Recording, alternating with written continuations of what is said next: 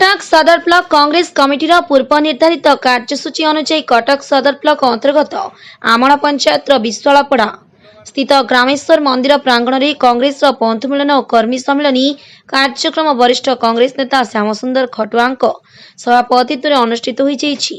उक्त कार्यक्रम में मुख्य अतिथि भाव कटक सदर ब्लॉक कांग्रेस कमिटी सभापति रामचंद्र गोछायत योगदान करी कटक सदर विधानसभा निर्वाचन मंडली में कांग्रेस स्थिति को मजबूत करने सहित आसंता निर्वाचन में कांग्रेस को विजयी करने आह्वान देते।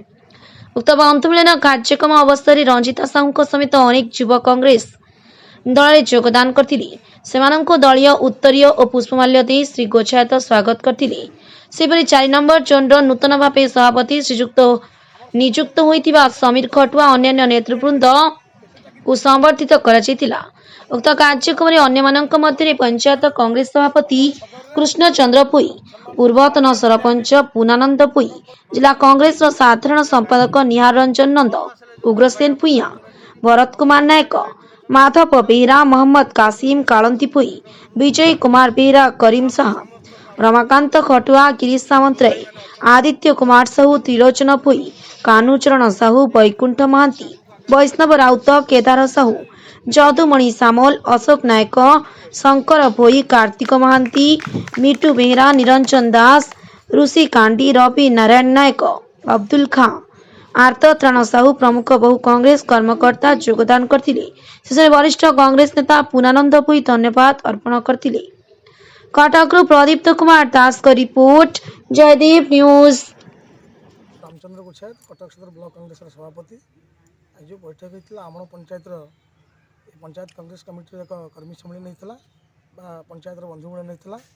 आज जो बंधु मिलन है आमर वरिष्ठ नेता श्यामसुंदर खटुआ एवं पंचायत सभापति कृष्णचंद्र भोई पूर्णा बाबू नेतृत्व में होता।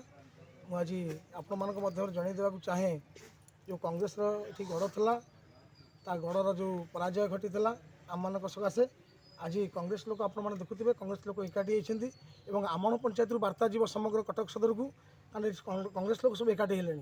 आज ये जो सभा गोटे पंचायत सभा देखते केते लोक होती यही लोक मैंने आसंता दिन में जो परिवर्तन स्वर उत्तोलन करेंगे और कटक सदर निश्चित भाव परिवर्तन हम।